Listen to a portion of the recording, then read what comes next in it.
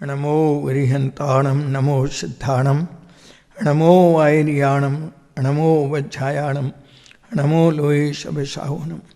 मंगलम भगवान वीरो मंगलम गौतमो गणि मंगलम कुंकुंदाद्यो जैन धर्मोस्तु मंगलम।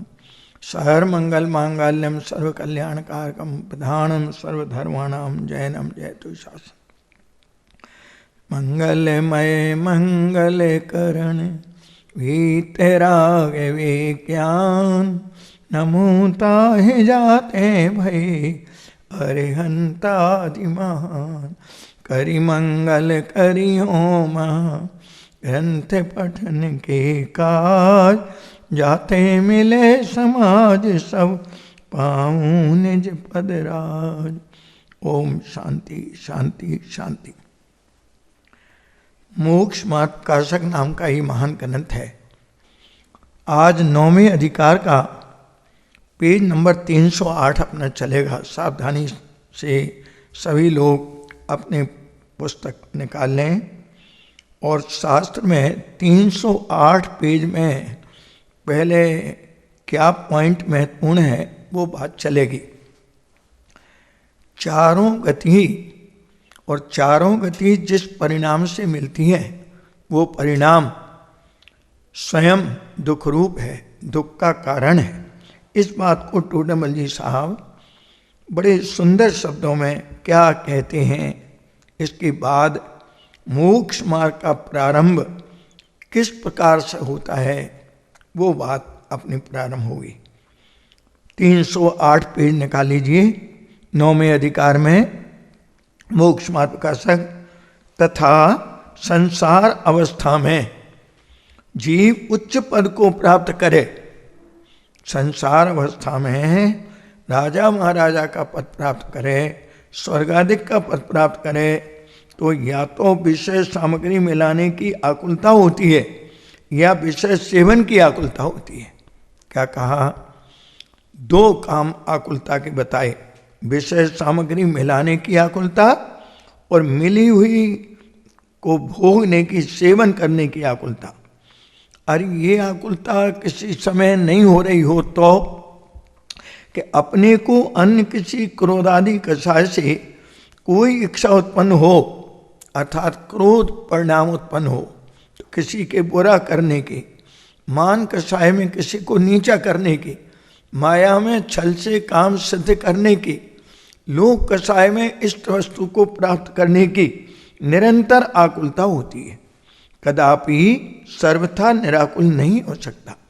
अभिप्राय में तो अनेक प्रकार की आकुलता बनी रहती है और कोई आकुलता मिटाने के बाहरी उपाय करे तो प्रथम तो काम सिद्ध नहीं होता, और यदि भवितव्य योग से वो कार्य सिद्ध हो जाए तो तत्काल अन्य आकुलता मिटाने की उपाय में जीव लग जाता है। इस प्रकार इस अज्ञान दशा में, संसार दशा में ये जगत का मोही प्राणी आकुलता को मिटाने की आकुलता निरंतर बनी रहती है। यदि ऐसी आकुलता न रहे तो नए नए विषय सेवनादि कार्यों में किस लिए प्रवृत्ता है। इसलिए संसार अवस्था में पुण्य के उदय से इंद्र अहम इंद्रादिक पद प्राप्त करे, रत्नों के विमान में पैदा हो, इंद्र अहम इंद्रादिक का पद पुण्य के उदय से प्राप्त करे तो भी निराकुलता नहीं होती, अर्थात शांति सुख नहीं होता, दुखी ही रहता है। इसलिए संसार अवस्था हितकारी नहीं है। ये बात टोडामल जी कह के अब क्या कहते हैं कि मोक्ष अवस्था में किसी भी प्रकार की आकुलता नहीं रही, क्योंकि सार अनंत गुणों की अनंत निर्मल परिणति, मोक्ष दशा, पूर्ण निराकुल दशा, पूर्ण वीतराग विज्ञान दशा, रत्नात्रय की पूर्ण पवित्र दशा, वो दशा में किसी प्रकार की आकुलता नहीं रही। इसलिए उन सिद्ध भगवंतों को आकुलता मिटाने का उपाय करने का कोई प्रयोजन नहीं है। वे परमात्मा सदा काल शांत रस से सुखी रहते हैं। इसलिए मोक्ष अवस्था ही हितकारी है। ये रिजल्ट निकला। पहले भी संसार अवस्था के दुख का अर्थात दूसरे अधिकार में, तीसरे अधिकार में संसार अवस्था के दुख का और मोक्ष अवस्था के सुख का विशेष वर्णन किया है टोडरमल जी ने इस मोक्ष मार्ग प्रकाशक में। वो इसी प्रयोजन के लिए किया है, उसे भी विचार करके अब ये मूल बात हमारी आई कि मोक्ष को हितरूप जानकर, अर्थात उस पवित्रता को हितरूप जानकर, निराकुलता को हितरूप जानकर मोक्ष का उपाय करना, सर्व उपदेश का तात्पर्य इतना है। क्या कहा? सारे जनागम के उपदेश का तात्पर्य कितना है कि मोक्ष को, अर्थात निराकुलता को, रत्नात्रय की पूर्णता को हितरूप जानकर मोक्ष का उपाय करना, अर्थात पवित्रता पर्याय में प्रकट करने का उपाय करना, सार्व उपदेश का तात्पर्य इतना है। अब प्रश्न हुआ जो आज अपना चलना है, हेडिंग देखिए, निकालिए 309 नंबर पेज। यहाँ प्रश्न है कि मोक्ष का उपाय कालब्धि आने पर बनता है, भवितव्य अनुसार बनता है, या मोहादिक के उपसमादिक होने पर बनता है, या अपने पुरुषार्थ से उद्यम करने पर बनता है।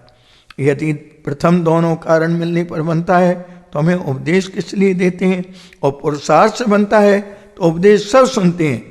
उसमें कोई उपाय कर सकता है, कोई नहीं कर सकता, उसका कारण क्या है? क्या कहा? 5 समवाय की बात आई। अब टोडरमल जी का समाधान, एक कार्य होने में अनेक कारण मिलते हैं। काम एक, सम्यक दर्शन की प्राप्ति, और उसमें कारण 5 अंग काम करते हैं एक काम के समय: स्वभाव, पुरुषार्थ, निमित्त, कालब्धि और होनहार, अर्थात भवितव्य। तो मोक्ष का उपाय बनता है, वह पूर्वोक्त तीनों ही कारण मिलते हैं।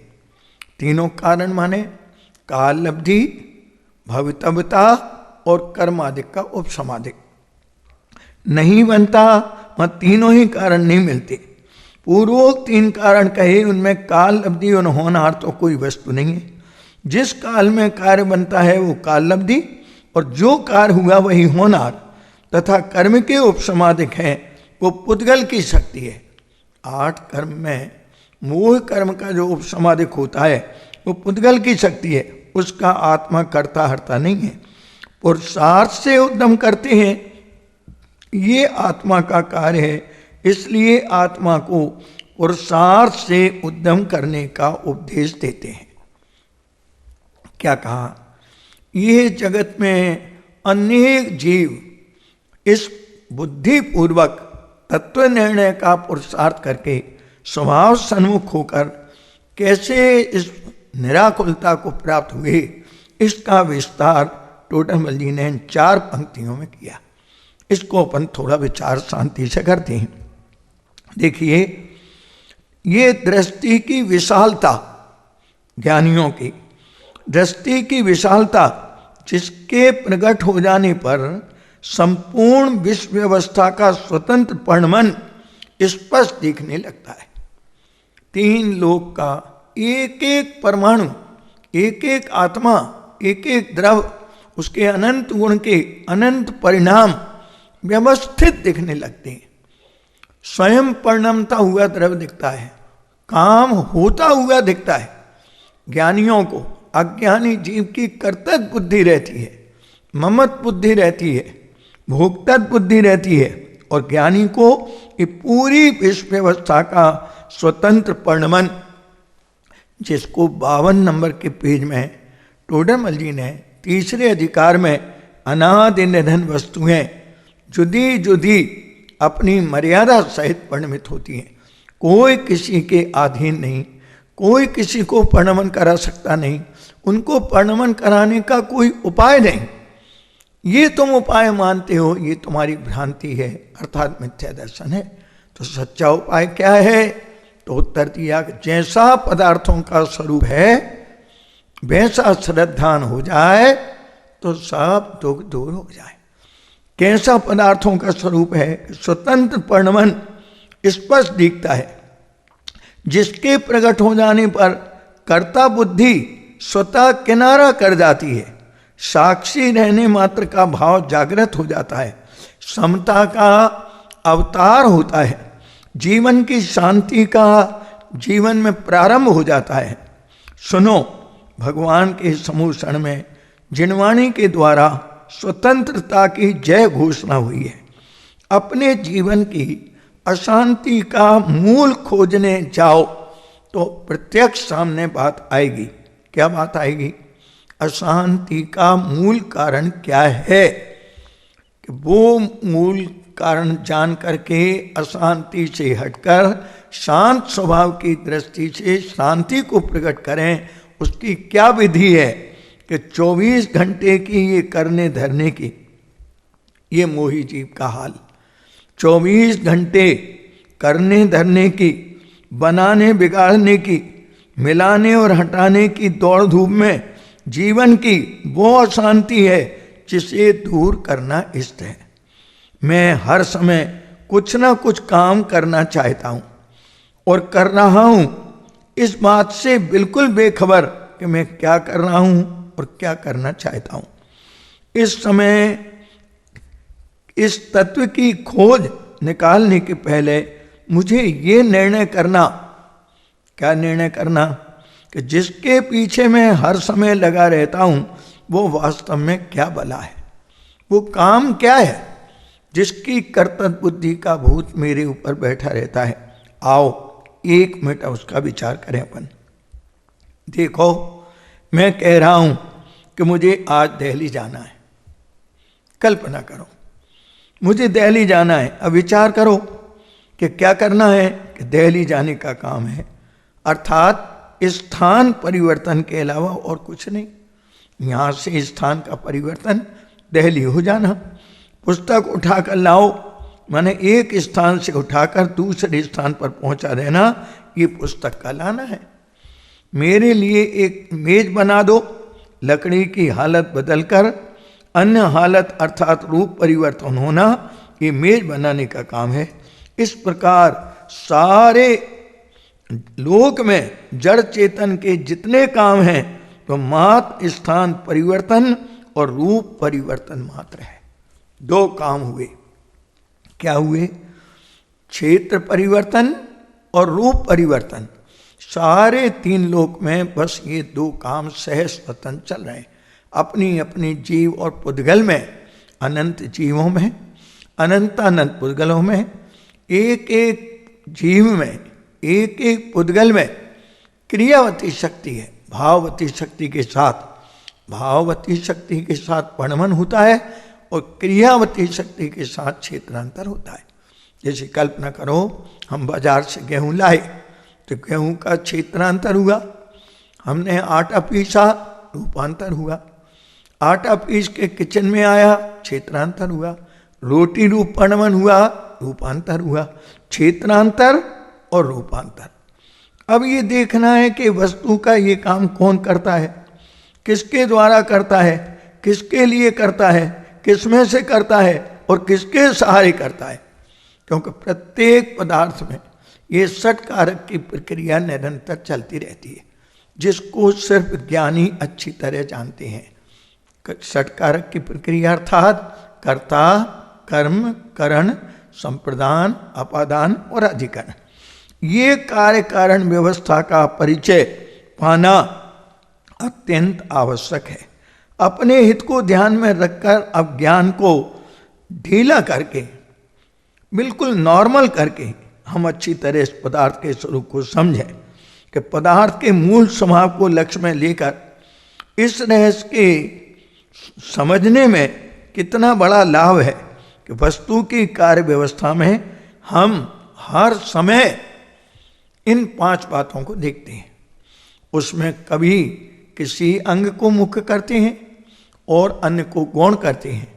मुख्य गौण की व्यवस्था जानने के लिए है। 5 समवाय अनेकांत स्वरूप हैं और एक एक अंग को मुख्य करके समझना एक स्यादवाद पद्धति है। वस्तु का स्वभाव, किसी अन्य पदार्थ के निमित्त का संयोग, वस्तु का पुरुषार्थ, काल, नियतपना या काल लब्धि और भवितव्य अर्थात होनहार, ये 5। इनके विश्लेषण सुनकर हम क्या करें कि ज्ञान में सबको एकत्रित करते रहना। इन 5 को सबसे पहले इनके स्वरूप को अपने ज्ञान में अच्छी तरह से हम जानें कि ये 5 ही वस्तु व्यवस्था के अंग हैं। इन 5 में आगे पीछे होने का कोई काम नहीं है।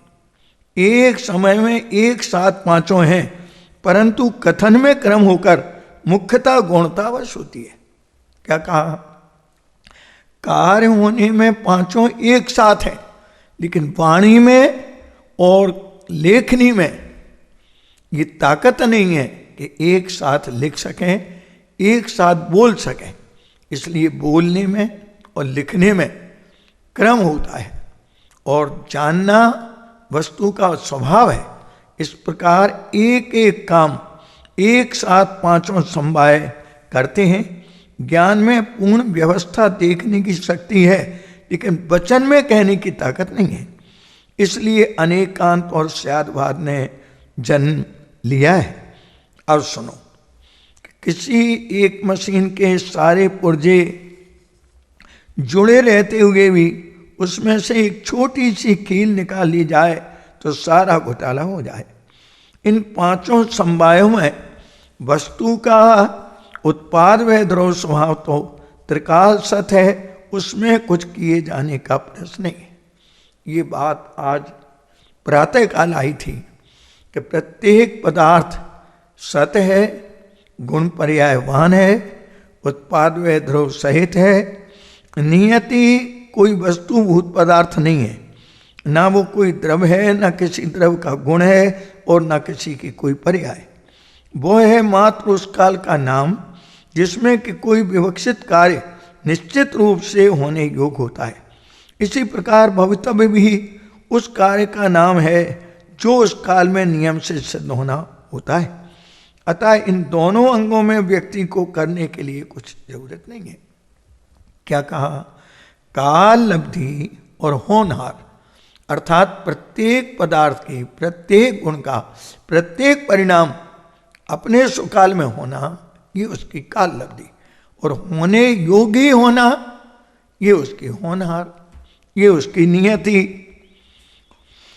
शास्त्र, गुरु तथा अपने ज्ञान की शक्ति वर्तमान में सहज प्राप्त है, इसलिए उसे प्राप्त करने के लिए हमें कुछ करना नहीं है। निमित्त रूप में हम उत्तम कुल में पैदा हुए। निमित्त में वीतरागी देव शास्त्र गुरु और सत समागम हमें जन्म से ही प्राप्त हो गया, अर्थात कि निमित्त हमें जो प्राप्त हुआ उसमें कुछ करना नहीं, रह गया एकमात्र पुरुषार्थ। यहाँ तकलीफ ये है कि सारा जगत का जीव पुरुषार्थ का अर्थ हाथ पैरों का चलाना, उठाना, धरना, ये पुरुषार्थ जानता है, जबकि इसका मोक्ष मार्ग के पुरुषार्थ से कोई संबंध नहीं है। क्या मतलब निकला कि आत्मा में एक वीर नाम की शक्ति है, छठवीं जीवत्व शक्ति, चिति शक्ति, त्रसी शक्ति, चौथी 47 शक्ति में है ज्ञान शक्ति, 5वीं है सुख शक्ति और 6वीं वीर शक्ति। ये वीर शक्ति का स्फुरण, उसका परिणमन 4 प्रकार से होता है। धर्म, अर्थ, काम और मोक्ष, ये 4 तरह से उसका परिणमन चलता है। अनादि से जीव ने क्या गलती की है कि अर्थ और काम पुरुषार्थ में, अर्थात इस विपरीत प्रयत्न में अपने जीवन का सारा प्रयत्न बर्बाद किया है। क्या कहा? लौकिक कर्मधारा से हटकर तत्व निर्णय रूप अंतर्मुखी पुरुषार्थ ज्ञान धारा में प्रवेश करने के लिए साक्षी भाव से इस जगत के स्वतः परिणमन का तमाशा देखना, जानना, जो जीव का स्वभाव है, वो सत्य पुरुषार्थ है, जिसमें कर्तव्य बुद्धि की विपरीतता टूटकर अर्थ काम की उपेक्षा होकर धर्म पुरुषार्थ प्रकट होकर मोक्ष पुरुषार्थ के साधने में पूर्ण सुख को प्राप्त करके अनंत काल जीवन सुख से बिताना। क्या कहा? सारे जगत के जीव अर्थ पुरुषार्थ और काम पुरुषार्थ से 9 नंबर का श्लोक हमेशा याद रखिए। नियम सार के टीकाकार पन प्रमलधारी देव उस 9 नंबर के कलश में कहते हैं, हे भवजीवो, अनादि से तुमने इस कंचन और कामनी में अपनी वीर शक्ति को और ज्ञान को लगा के अपने पुरुषार्थ को बर्बाद किया है। अब इस अर्थ और काम से हट करके अपने धर्मी की दृष्टि पूर्वक धर्म पुरुषार्थ करके मोक्ष पुरुषार्थ प्रकट करके अपने जीवन को सफल करो। ये बात कौन से कलश में कही? 9वें कलश में। कौन से ग्रंथ में? नियम सार के टीकाकार। अब निमित्त की हाजिरी अर्थात उपस्थित हमें देव सास गुरु मिले।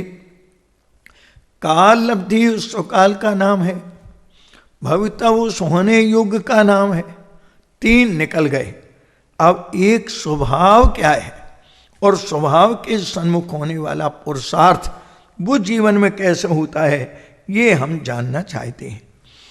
जगत के सारे जड़ चेतन पदार्थों का अनेक रूप और स्थानों में परिवर्तन करते रहना वस्तु का पर्यायजनित स्वभाव है। यदि वस्तु में स्वयं ऐसा परिवर्तन करने के स्वभाव ना हुआ होता तो कोई भी शक्ति उस परिवर्तन करने में सार्थक न बनती। जलने योग पदार्थ ही जलता है, अवरक नहीं जलता। परिवर्तन ना हो तो पदार्थ कुटिष्ठ हो जाएगा, क्योंकि प्रत्येक पदार्थ में एक भाववती नाम की शक्ति है, जिसके कारण निरंतर परिणाम उत्पाद व्यय होता ही रहता है। दिखने वाले जगत के जड़ चेतन ये जितनी भाग दौड़ हमें दृष्टि में आती है, इससे निश्चित होता है कि वस्तु में कर्ता अर्थात परिवर्तन, कार्य परिवर्तन उस वस्तु के अपने परिवर्तनशील स्वभाव के कारण हो रहा है। कार्य व्यवस्था का एक अंग हुआ ये। कौन कर रहा है? प्रश्न है। सारे 3 लोक के पदार्थों का एक एक समय का काम कौन कर रहा है? तुम स्तुति में पढ़ते हैं वर्णी जी की, क्या पढ़ते हैं? हूँ स्वतन निश्चल निष्काम ज्ञाता दृष्टा आत्म नाम। उसमें एक पंक्ति आई है। क्या पंक्ति आई है? होता स्वयं जगत परिणाम, मैं जग का करता क्या काम। दूर हटो पर कृत परिणाम, पर के करने के अहंकार रूप परिणाम तुम हट जाओ। जब ये कर्तव्य बुद्धि का अहंकार हटेगा तो आत्मा में क्या होगा कि सहजानंद रहूं अविराम। सहज अंदर आनंद और अपने स्वरूप में शांति से जीवन में निरंतर अपना जीवन स्वच्छ बीतेगा। इस प्रकार स्वभाव अनादि अनंत है, निमित्त संयोग रूप है, काल लब्धि सुकाल है, भवितव्यता होने योग है। इन सबके मिलने पर हमारा पुरुषार्थ क्या है, ये प्रश्न है। तो उत्तर है कि पुरुषार्थ का बल जो लौकिक कार्यों में लगता है वही पुरुषार्थ यहाँ लगाएं। शक्ति को छिपाने के लिए कोई हमारे पास बहाना नहीं है।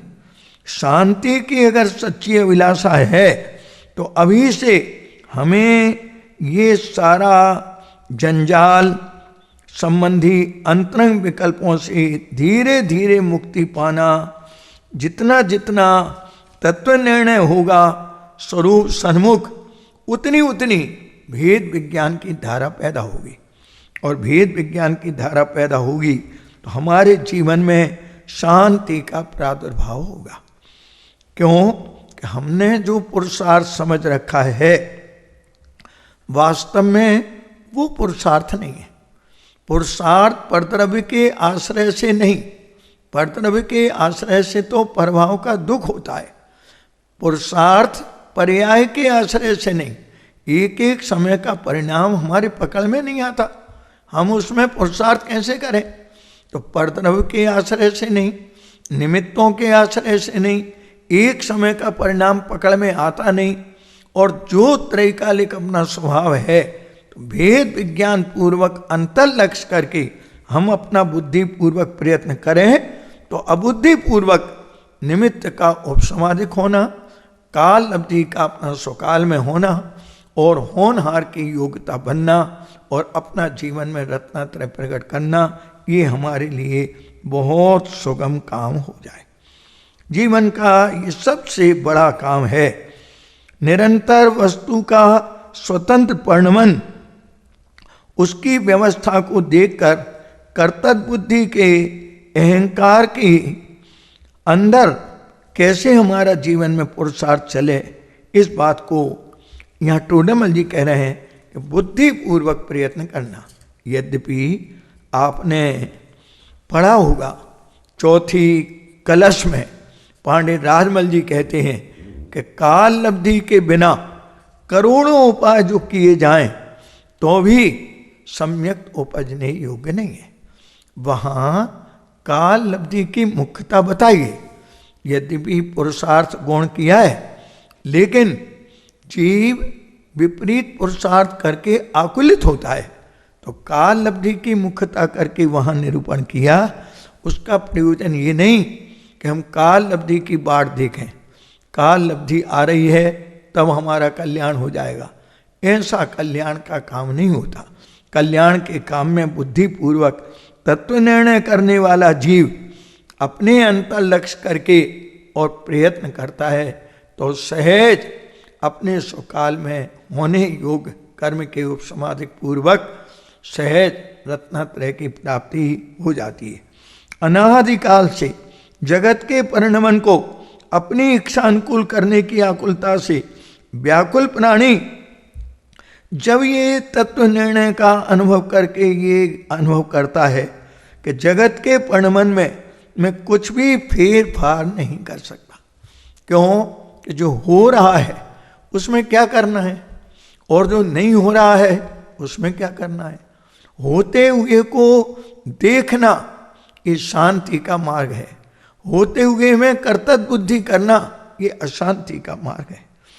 उसका सारा परिणमन जब फेर फार नहीं कर सकता तो जगत से हटकर सहज अपना उपयोग स्वरूप सन्मुख होता है।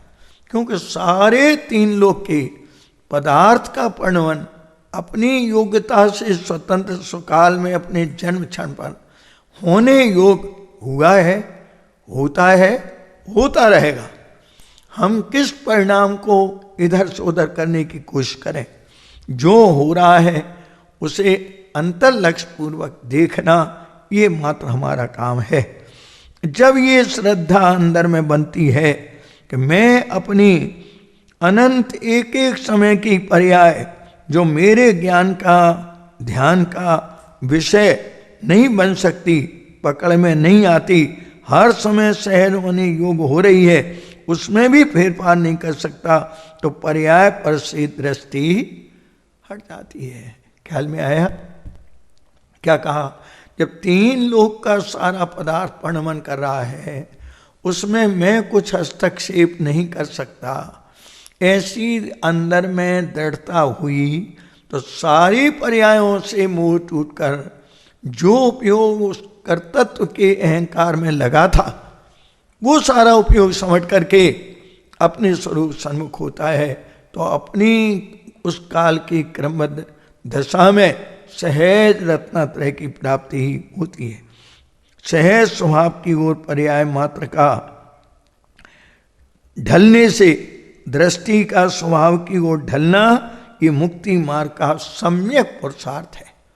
धन्य है वे ज्ञानी जिन्होंने इस प्रकार का पुरुषार्थ करके अपने जीवन में कर्तृत्व का संपूर्ण अहंकार तोड़ दिया। एक मिनट हम विचार करें। देखिए, केवल ज्ञानी परमात्मा अनंत चतुष्टय के धनी हैं, उनके पास अनंत वीर प्रकट हुआ है, अनंत पुरुषार्थ प्रकट हुआ है। अब जरा विचार कीजिए कि उस अनंत ज्ञान का और अनंत वीर का वो क्या उपयोग कर रहे हैं कि अपना स्वरूप में लगा हुआ वीर, अनंत वीर से परिणमन हो रहा है। अपने स्वरूप का लक्ष्य करता हुआ ज्ञान, अनंत ज्ञान से परिणमन हो रहा है। एक परमाणु, एक परिणाम को इधर उधर करने का विकल्प जिनके हृदय में से समाप्त हो गया, ऐसे परमात्मा अनंत वीर के धनी केवल ज्ञान में एक समय में 3 काल 3 लोक को जानते तो हैं, जानने में तो आता है, लेकिन एक परमाणु और एक परिणाम को इधर से उधर फेरा फारी का कोई विकल्प नहीं आता। क्यों कि कर्तव्य बुद्धि भी संपूर्ण टूट गई और करने का भाव भी संपूर्ण टूट गया। जगत के मोही प्राणी इस फेरा फारी के पुरुषार्थ में अपने पुरुषार्थ को सफल मानते हैं, लेकिन ये सफलता का चिन्ह नहीं है। क्यों कि हर समय हमारी इच्छा के अनुकूल पदार्थ का परिणमना अनंत काल में ना कभी हुआ, ना होता, ना होगा। कारण ये है कि जिस समय हमारी इच्छा है उस समय पदार्थ का परिणमन नहीं, और जब वो परिणमन है तब वो हमारी इच्छा नहीं। उस इच्छा ने क्या किया? इच्छा एक परिणाम है और यहाँ एक कार्य में 5 समवाय हैं। इसलिए जगत में जो पर्याय में कुछ भी फेरफार नहीं करते, वे क्या पुरुषार्थहीन हो गए?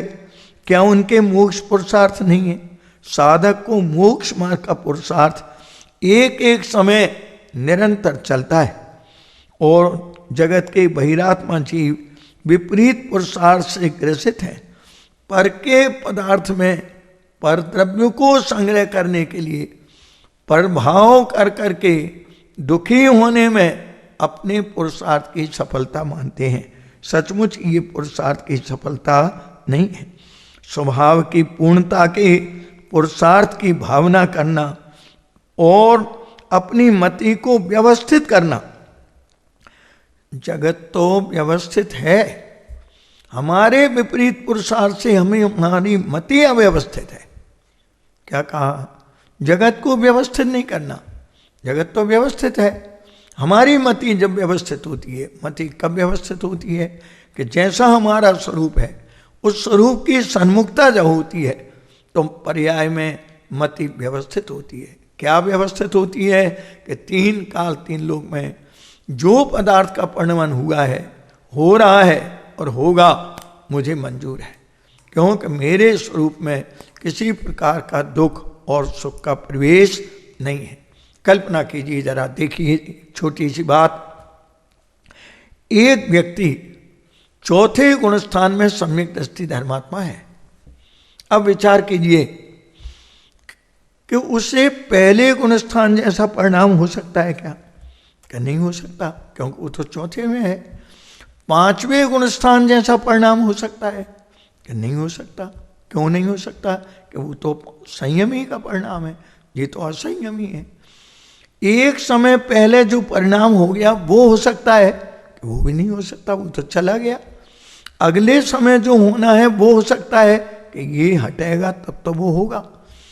पहले जैसा गुणस्थान जैसा नहीं, 5वें जैसा नहीं, पूर्व समय हो गया वो नहीं, अगले समय होना है वो नहीं, और जो होने की योग्यता है वो हुए बिना रहता नहीं। ऐसी सुंदर व्यवस्था जगत में जिस ज्ञानी के जीवन में आती है उसकी मति व्यवस्थित हो जाती है। पदार्थ व्यवस्थित है, अनादि अनंत सुनिश्चित स्वचलित व्यवस्था जगत के मोही जीवों को समझ में नहीं आती। उनकी मति इसलिए व्यवस्थित नहीं हो पाती। सर्वज्ञता के निर्णय से सम्यक स्वभाव सहज पुरुषार्थ द्वारा मति व्यवस्थित हो जाती है। कब? जब कर्तृत्व का अहंकार गल जाता है, पर में और पर्याय में फेरफार की बुद्धि समाप्त हो जाती है, अज्ञान जनित विपरीत पुरुषार्थ संबंधी आकुलता व्याकुलता चली जाती है, अतीन्द्रिय आनंद प्रकट होने के साथ साथ अनंत शांति का सहज अनुभव होता है। इसके बाद वो आत्मा का उपयोग स्वरूप में ढलते ढलते मुनि दशा से गुजर करके स्वयं परमात्मा दशा को पा लेता है। हर समय के सहज परिणमन को बता करके ये ज्ञानी क्या चाहते हैं? जगत के सारे पदार्थ अपनी अपनी योग्यता से, अपने स्व क्षेत्र में, अपने स्वकाल में, अपने अपने योग्यता प्रमाण परिणम कर रहे हैं। ये जगत के ज्ञानी धर्मात्मा इस जगत की व्यवस्था की स्वतंत्रता को बताकर हमें क्या कहना चाहते हैं कि वे इस सहज परिणमन को बताकर जगत के जो अज्ञानी है उनके अज्ञान का बोझा हटाया। ये बोझा कर्तृत्व का और करने का जबरदस्त है। असल में ये मिथ्यात्व का एक भूत है, कषाय का एक भूत है, जो बोझा उतर जाता है। क्यों कि पर्याय तो समय समय की सत है, सहज है, निरपेक्ष है। भूतकाल की पर्याय तो बदल चुकी, वर्तमान की पर्याय जो उत्पन्न हो गई उसे उत्पन्न होने से कौन रोकेगा? क्या कहा? भूतकाल की पर्यायें तो चली गई, वर्तमान की पर्याय उत्पन्न हो ही गई, उसे कौन रोकेगा? और एक समय बाद वो स्वयं उखड़ जाने वाली है, हट जाने वाली है, व्यय हो जाने वाली है। उसमें हमारा क्या पुरुषार्थ है? क्या कहा? पुरुषार्थ स्वभाव के आश्रय से होता है। इस बात को बताने के लिए, इस बात को अच्छी तरह दृढ़ करने के लिए हमारे सामने सारे ज्ञानी ये तर्क रख रहे हैं कि देखो भूतकाल की पर्याय तो चली गई, ठीक है, वर्तमान की एक समय की पर्याय उत्पन्न हो गई जो हमारे ज्ञान का विषय नहीं है, लेकिन वो उत्पन्न हो गई। और वो पर्याय उत्पन्न होने के बाद वो अगले समय स्वयं चली जाने वाली है। तो उसमें हमारा क्या पुरुषार्थ है? हमारे क्षोभसम ज्ञान में असंख्य समय के बाद वो पर्याय ज्ञान में आती है। भविष्य की पर्याय अभी हैं कहाँ जो हम उन्हें बदलना चाहते हैं? क्या कहा? भूत की पर्याय चली गई, उनमें पुरुषार्थ क्या करना? एक बात, वर्तमान की एक समय की है जो हमारे ज्ञान का विषय नहीं है, उसमें क्या प्रयत्न करना? वो अगले समय स्वयं व्यय होने वाली है। दो बात, आगे की जो पर्याय भविष्य की अनंत काल की आगे आने वाली हैं वो अभी है नहीं, तो उनके संबंध में हमें क्या प्रयत्न करना? अच्छा बताओ, हमें ये पता है कि भविष्य में अमुक पर्याय वाली है, जिससे हम ये निर्णय कर सकें कि अमुक पर्याय को बदलकर मैं अमुक पर्याय लाऊंगा। हमें तो ज्ञान नहीं है कि भविष्य में कौन सी पर्याय आने वाली है जिसको हम बदलने की चेष्टा करें, क्योंकि एक एक समय की भविष्य की पर्याय जो आने की योग्यता है वो अपने स्वकाल में आएगी। यदि ये बात हमारे ज्ञान में नहीं है तो फिर झूठा अहंकार हमारा सिद्ध होगा, क्योंकि जो कार्य संपन्न हुआ है वो नहीं होने वाला था, जो भी पर्याय आई है वो नहीं होने वाली थी, अन्न होने वाला था। इसका निर्णय कैसे होगा? क्या कहा? आज हम कहते हैं कि मैंने ऐसा किया, बहुत दूर जाकर भविष्य की पर्यायों में फेरफार करने का खोटा पुरुषार्थ और चिंता से जो जीव बच गए, हमें ये चिंता है कि हम आत्मा के स्वभाव सन्मुख पुरुषार्थ करेंगे, लेकिन अगर वो पर्याय नहीं आई तो जरा विचार करो।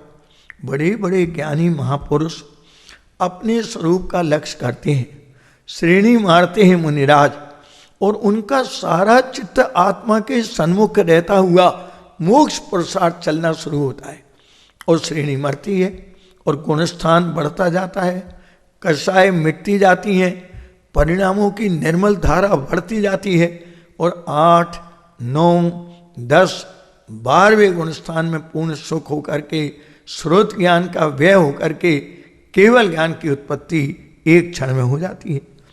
अगर इस प्रकार का सारा प्रयत्न सहज नॉर्मल जिसे कहते हैं, जैसे हम नब्ज दिखाते हैं वैद्य को तो हाथ खींचने की क्या जरूरत है, नॉर्मल रखें। कोई इंजेक्शन लगवाता है तो खिंचाई की क्या जरूरत है, नॉर्मल भी में लगता है। इसी प्रकार पर्याय में जो पुरुषार्थ है वो पर के और अपनी पर्याय के आश्रय से नहीं होता। एकमात्र अपनी पर्याय का अपने स्वरूप में ढलना, अपने स्वरूप की तरफ लक्ष्य करना, जिसमें से वो पर्याय आई है उसी के सन्मुख होकर के परिणमना, ये जीवन की शांति का उपाय है। ये सहज शांति है, इसमें कोई टेंशन नहीं। 8-8 वर्ष के छोटे छोटे बालक इस स्वभाव सन्मुख पुरुषार्थ करके बिना पढ़े लिखे ज़्यादा, लेकिन भेद विज्ञान और आत्मानुभूति के बल से स्वभाव के आश्रय से कर्तापने की बुद्धि छोड़कर ज्ञातापने की बुद्धि को प्रकट करके अपने परिणाम में अपरिणामी भगवान के दर्शन करके जीवन में सुख प्राप्त कर लेते हैं। ऐसे अनंत जीवों ने इस सुख को पाया है। अब देखो करण लब्धि वाला जीव कहाँ पहुँच गया कि पर में कर्तव्य बुद्धि छूट गई, अपने में भूमिका प्रमाण पर्यायगत होने योग जो राग होता है उसमें भी कर्तव्य बुद्धि छूट गई। निर्मल पर्याय करूं ऐसी बुद्धि का भार भी छूट गया। क्यों कि उसका सारा लक्ष्य स्वभाव के सन्मुख है। जब ये तो करण लब्धि उत्पन्न होती है और स्वभाव के सन्मुख है तो ऐसी पर्याय लाऊं, सम्यक्त को लाऊं, मिथ्यात्व को हटाऊं, ये विकल्प कहाँ है। मिथ्यात्व का अपने आप व्यय होना, सम्यक्त की पर्याय का उत्पन्न होना, अंतर स्वरूप का लक्ष्य होना, ये सहज पुरुषार्थ जब होता है तो छूटने योग छूट जाता है, प्रकट होने योग प्रकट हो जाता है और आत्मा ज्ञाता रह जाता है। क्योंकि जो हो रहा है उसमें करना क्या है और नहीं हो रहा है उसमें करना क्या है। होने से हटकर त्रिकाल है उसमें अपनत्व करना है। क्या कहा, क्या कहा, होने में पुरुषार्थ नहीं चलता, होने को होने दो, होने को होने दो। तो फिर पुरुषार्थ किसके आश्रय से होगा, पुरुषार्थ किसके लक्ष्य होगा, है के आश्रय से। है कब से है, पारिणामिक भाव, ज्ञायक भाव, कारण परमात्मा कब से है, अनादि से है। कब तक रहेगा, अनंत काल तक रहेगा। कैसा रहेगा, जैसा अनादि अनंत एक रूप अखंड है, अनंत गुणों से अभेद अखंड एक रूप स्वभाव, अनादि अनंत एक रूप है।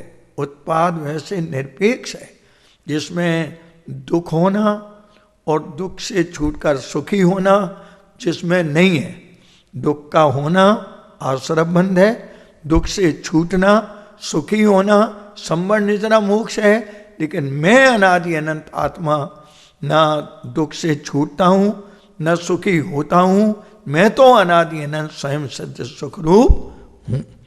कितनी सुंदर बात है। होने से हटकर होने को होने दो।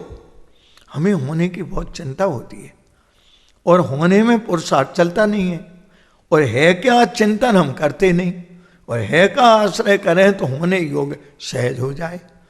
जो हम चाहते हैं वो चाहे मिट जाए और शांति प्रकट हो जाए। उसमें जो त्रिकाल है उसमें अपना तोते ही धर्म पुरुषार्थ जा करके मोक्ष मार्ग का समय पुरुषार्थ सहज प्रकट हो जाता है। अकर्तापना आ जाना अर्थात अभिप्राय में ज्ञातापना प्रकट होना, ये जीवन में सम्यक पुरुषार्थ है।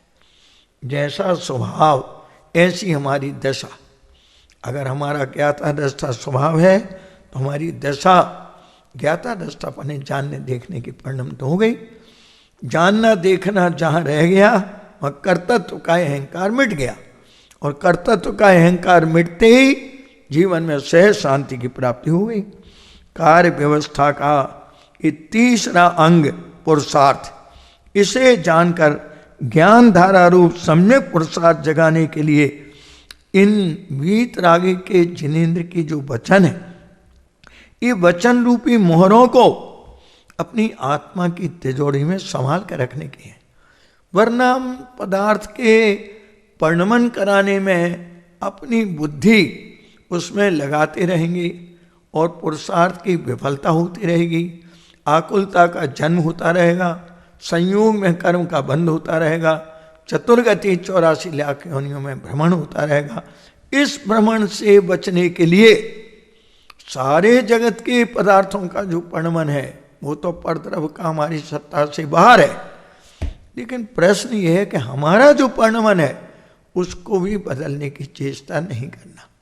क्यों? कि वो परिणमन को एक पर्याय को भी हम हिलाने की कोशिश करेंगे तो पर्याय बुद्धि की आकुलता तो होगी, लेकिन निराकुलता नहीं होगी। निराकुलता के प्रकट करने की विधि बड़ी सुगम और सहज है।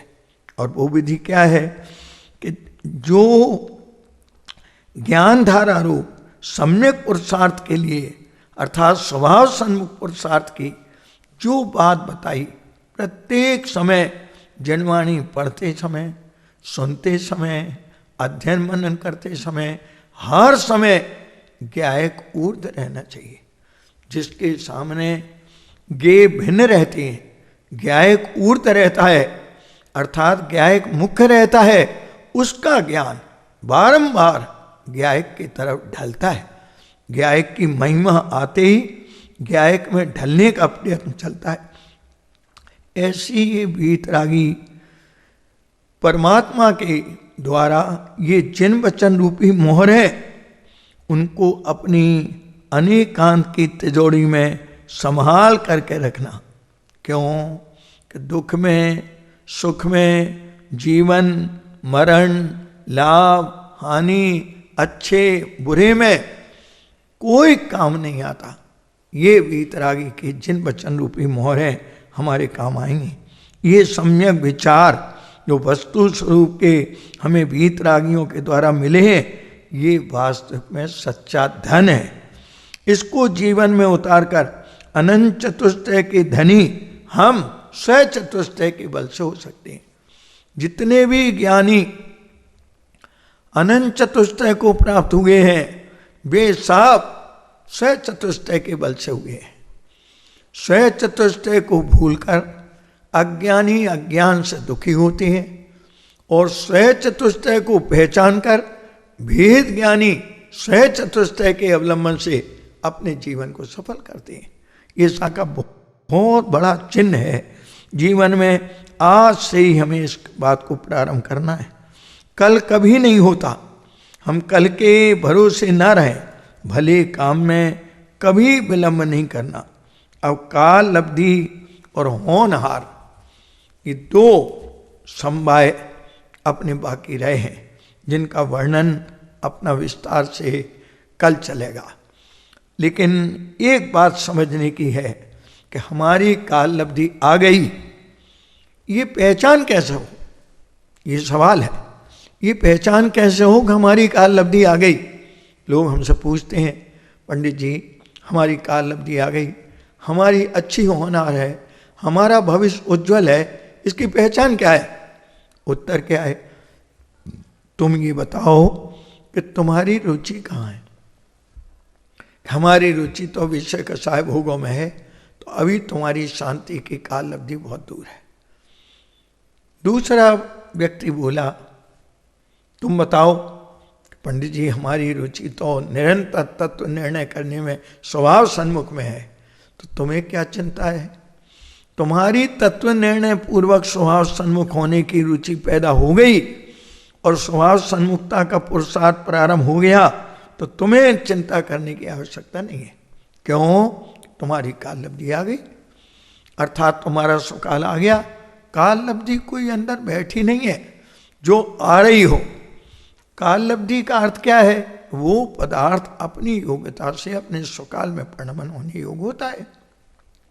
हम पढ़ते हैं दौलत राम जी की स्तुति, अब काल लब्धि बलते दयाल, तुम दर्शन पाए भयो खुशहाल, मन शांति भयो मिटो सकल द्वंद, चाखो स्वात्म रस दुख निकन। ये हमारी काल लब्धि आ गई, जिनेंद्र के दर्शन हो गए, ये शांति मन में आ गई, लेकिन हम इस बात को भूल जाते हैं कि ये सब काम कब हुआ, कि जब चखा। क्या चखा? कि चाखो स्वातम रस, जब अपने चैतन्य का लक्ष्य होकर आत्मानुभूति की प्राप्ति हुई, तब ये काल लब्धि का आना, हमारी भली होनहार होना, इन निमित्तों की हाजिरी की सफलता होना, कर्मादिक का उपशम होना, रत्नात्रय का प्रकट होना, पंच परावर्तन का छूटना, पंच परमेष्टि पद में मिलने की तैयारी होना, 5 प्रकार के कर्म बंध टूटने का पुरुषार्थ अंदर में जगना, ऐसी प्रक्रिया जीवन में हमारे कैसी होती है, वो बात एक पॉइंट चल रहा है। क्या चल रहा है? मोक्ष का उपाय कैसे बनता है, अर्थात मोक्ष माने छूटना। मोक्ष का अर्थ क्या है? छूटना। ये उपाय कैसे होता है कि दुनिया के मोही प्राणी बहुत आकुलित होते हैं किस बात में, कि इस परद्रव का संयोग हो जाए, ये परद्रव हट जाए तो अपन सुखी हो जाएं। लेकिन आज तक कोई भी परद्रव के मिलने से और परद्रव के हटने से कभी सुखी नहीं हुआ। मिलना हटना तो पदार्थ का अपना स्वभाव है, लेकिन उसका सुख से कोई संबंध नहीं है, सुख का कोई संबंध नहीं है।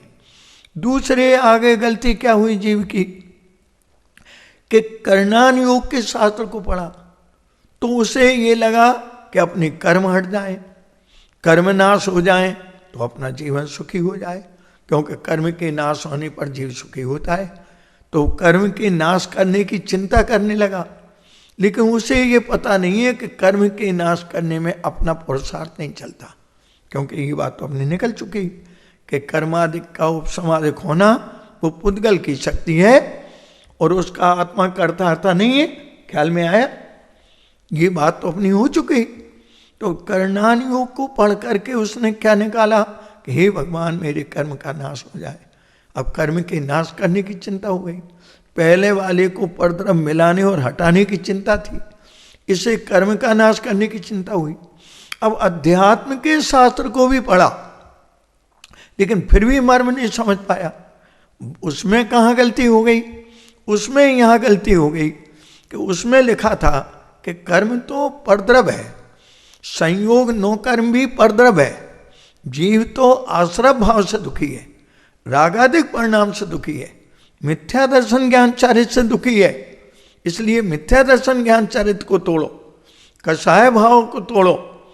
ये बात उसने पढ़ी। अब उसको तीसरी चिंता खड़ी हो गई, हे भगवान मेरा राग आदि कैसे मिट जाए, मेरा विषय कषाय का परिणाम मिट जाए, ये चिंता हो गई। लेकिन उसे ये होश नहीं आया कि ये सारी चिंता करने से कषाय मिटती नहीं, कर्म हटता नहीं, नो कर्म हटना मिलना होता नहीं। तो फिर क्या करना? बंधन से छूटने के लिए क्या करना?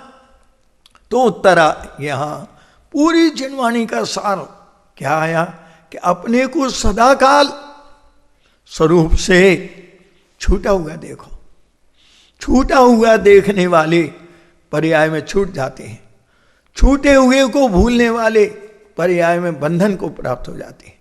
अज्ञानी अज्ञान से बन जाता है, ज्ञानी ज्ञान से, अर्थात छूटा हुआ अपने को हर समय अपने को छूटा हुआ देखो, हर समय अपने को मुक्त स्वरूप देखो, हर समय अपने को वीतराग स्वरूप देखो, हर समय अपने को निर्गुण स्वरूप देखो, तो अपनी काल लब्धि और होनहार सहज पर्याय में प्रकट हो जाएगी। अपने इस तरह से 3 समवाय अभी हुए। कर्म का उपसमादिक होना पुद्गल की शक्ति है। स्वभाव के सन्मुख पुरुषार्थ कैसा होता है? अब अपनी 2 काल लब्धि और होनहार की परमात्मा ने क्या घोषणा की है, ये प्रकरण अपना एक रह गया कि 3 काल में कैसे प्रत्येक पदार्थ के प्रत्येक समय अपना स्वकाल में होता है और होने योग्य होता है।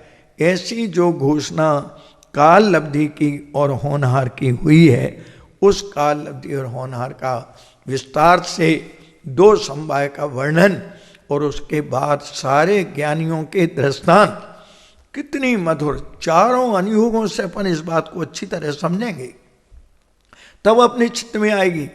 क्योंकि चारों अनुयोग इस वस्तु की स्वतंत्रता और स्वभाव के सन्मुखता होने वाले पुरुषार्थ से भरे पड़े हैं।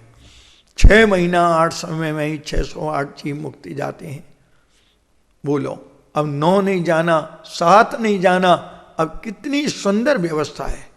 एक किस गुण स्थान में किस प्रकार का परिणाम होने योग्य है वो होता है। ये सारी व्यवस्थित व्यवस्था अपने सुकाल में होने योग्य किस प्रकार होती है, ये घोषणा जिनेन्द्र भगवंतों ने किस प्रकार की है।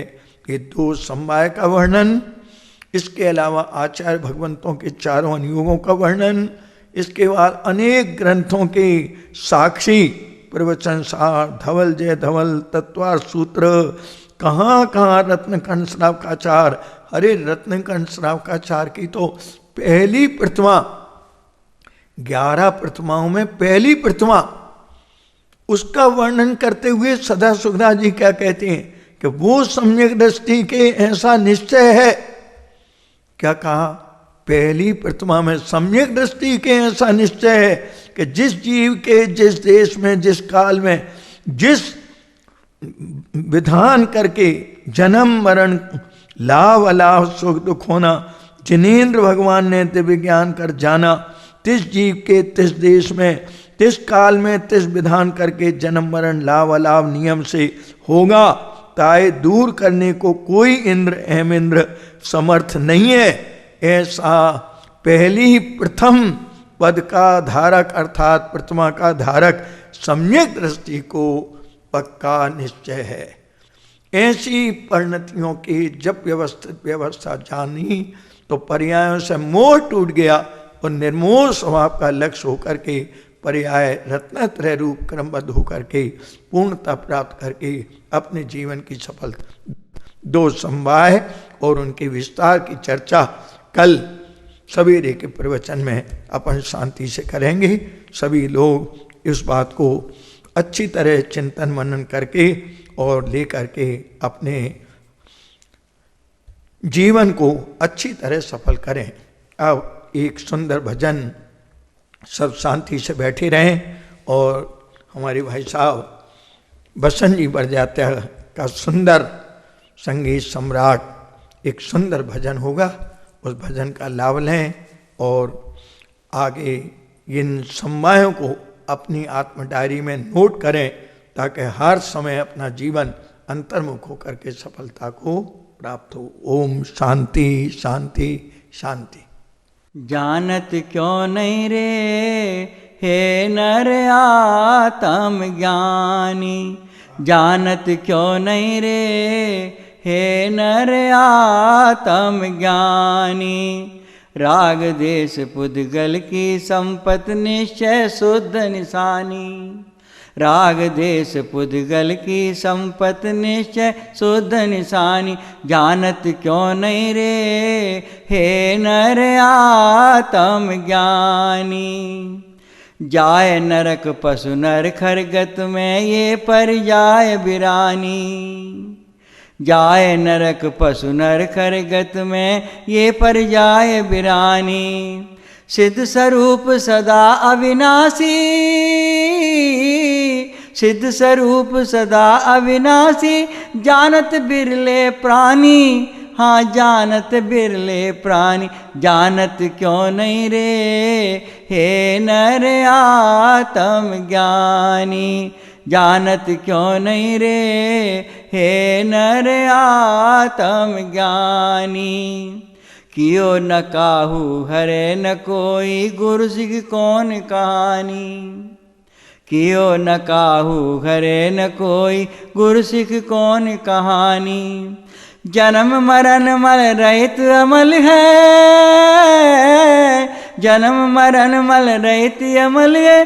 कीच बिना जो पानी, हाँ कीच बिना जो पानी, जानत क्यों नहीं रे हे नर आत्म ज्ञानी, जानत क्यों नहीं रे हे नर आत्म ज्ञानी।